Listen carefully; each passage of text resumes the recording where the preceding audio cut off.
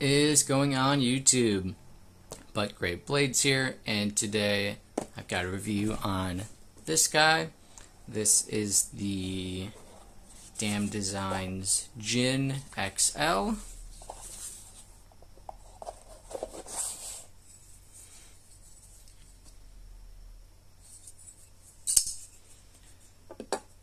Let's start with a measurement here.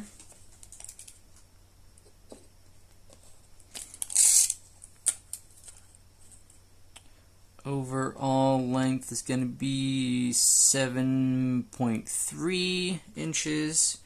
We're looking at about 3.1 inches on the blade length and about 2.8 on the cutting edge. We'll do blade stock thickness here.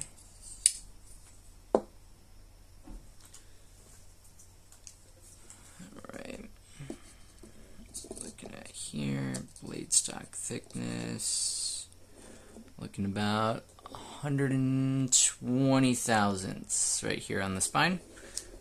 So pretty thin, honestly. It's pretty slicey.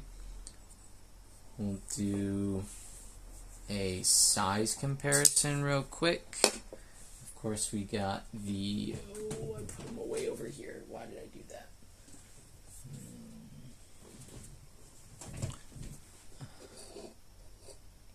We got the Demco 8020.5. This is the slicer. And then we got the QSP Penguin. Let's see. If we do tip to tip here.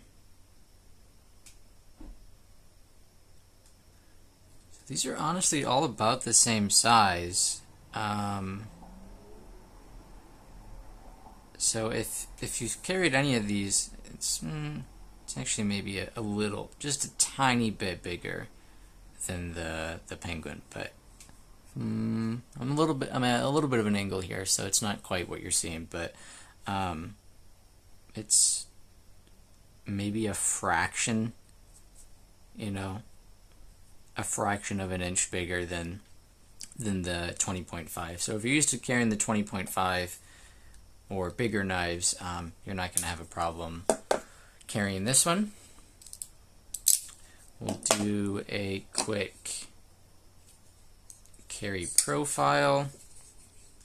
So compared to we'll do the butt here just because the front flipper there. So if we go to compare it to the QSP Penguin, it is ever so slightly taller with the pocket clip here. And then if we compare it to the 20.5 with the clip as well, it is just ever so slightly bigger as well. So in terms of thickness, it's just a little bit thicker than both, but nothing too crazy. Let's do a quick measurement of the weight here.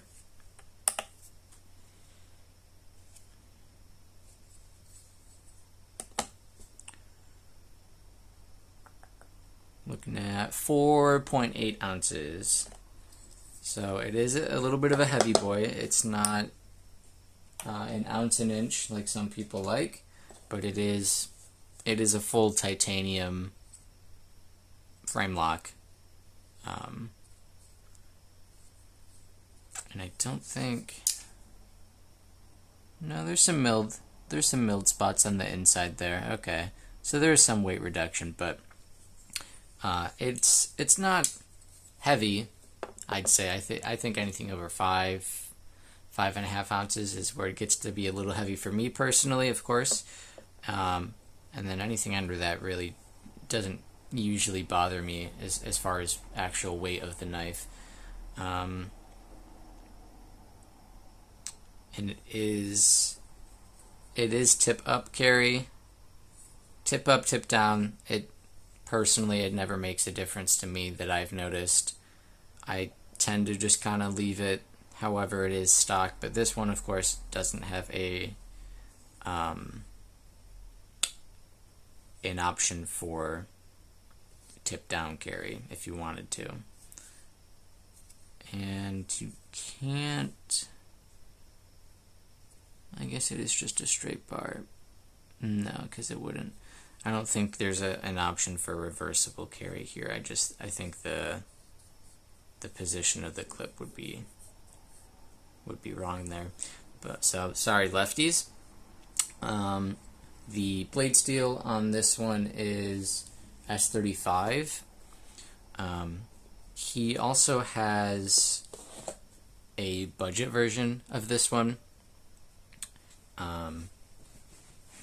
With G10 and 14 C28N, it's about half the price, actually a little less than half. This one is 160, and then the G10 and 14C, is $60. Now I bought this one and the Oni, which is similar. I'll also be reviewing that one. I bought them both at the same time. He was having a sale, so it was buy one, get one. What was the sale? 50% off, I believe. So they're normally 160 each. Or no, it was buy one, get one. I'm sorry. So they were normally 160 each. So I paid 160 for the two of them. So pretty good deal to have two titanium frame locks S35 in for 160 or something like that, I believe. And these are made in China. I believe he makes them himself, or his company rather. I'm not sure who the OEM is, but it is made really nicely. I do like this stonewash that they have. They also have like a blue anodized titanium, but I kind of liked this stonewash with this sort of teal kind of blue-green hardware for just a little splash of color. And this is a drop point. I guess you could consider it a harpoon drop point if you wanted to, because there's this little thumb notch here. Ergonomically, it's pretty comfortable, at least in my hand. It's not a huge knife, but I can get a full 4-finger grip on it with my tiny little man hands. But if you have really big hands, like truly, I think even if you had like a large size hand, you know, a metal complex hand, you'd be okay with this one. But if you have truly large hands, you know, like a 2XL size glove, you might have some difficulty with this one. This might not be the one for you. But it is very comfortable. You feel it maybe just a little bit if you're really squeezing down, kind of right about here maybe, but it's nothing that would make it uncomfortable to use, but you could feel it just ever so slightly. You can choke up maybe just a little bit. This isn't a true finger choil, I would say. It's more of a sharpening choil, but you could choke up just a little bit if you really needed to. Just be careful, don't slip up on that edge. It does have pretty meaningful jimping all the way to the top, because this is also the front flipper. So it gives you texture for both when you have it open and to flip it open. You can, of course, reverse flick it. No flipper tab. You could forward flick it, and then I'm not the best at front flipping, but we'll try this out. It's a pretty aggressive front flipper in terms of size, and the jimping's pretty good on there, so we'll give it a shot here. There you go. So a couple different means of deployment there. It runs on bearings, I believe. Yeah, runs on bearings.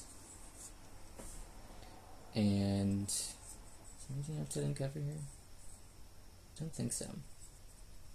It's a pretty nice knife, honestly. I followed some Damned Designs before. I have the Kaiser collaboration. He did the button lock version of one of his knives, the Mad Tanto, I believe it's called, micarta button lock. I believe that one's 14C28N. That one's really nice too. His designs are pretty cool. Most of them are kind of in the smaller range, and yes, this is the XL version. The regular Djinn is much smaller. It's like this big. It's pretty tiny. I don't have that one. I don't super love tiny knives most of the time, but the XL is, honestly, I'd say it's probably more just a medium or on the lower end of a large knife in terms of overall size. But in terms of pocket presence, it's not too bad. And it does have this kind of nice chamfer, like shadow boxing around the outside here, which I think is just nice looking, kind of like a faceted look, which is interesting. The access to the lock bar is pretty good. It could be perhaps scallops just a little bit more, but it's not gonna hurt you to just kind of go in just from the side just a little bit more. But as far as action, it's really good. Perfectly centered. Action's nice and smooth. It's not a finger guillotine, but it is a couple wiggle shuts and it'll close, which is nice. I think overall, if you are looking for something kind of on the smaller side as far as knives, and you like the aesthetic that he has, a lot of his knives, they're obviously similar looking because he makes them. They have the same design language. I don't want you to think I'm saying that they all look exactly the same. They don't, but you can tell it was made by the same guy. And if you like the aesthetics that he has, then you would like his knives because they feel good in hand as well as look good. And they're usually a pretty good price too, because they are made in China, of course. But and they've got, tons of different options. They've got titanium, they've got anodized titanium, stonewash, they've got G10, they've got micarta, they've got, what else am I missing here? Other things I can't think of at the moment, but I think even for $160,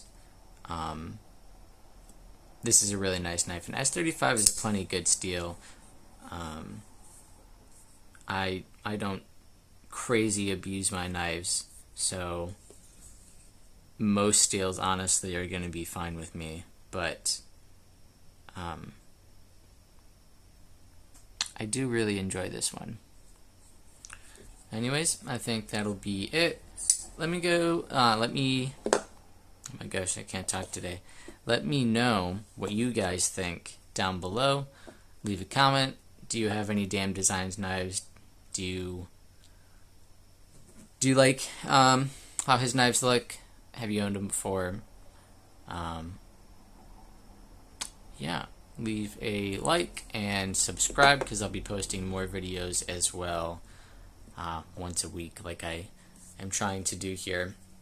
Pre-recording a couple of videos a day, that way I can make sure I get them out just in case. But that'll be it, guys. Thanks for watching.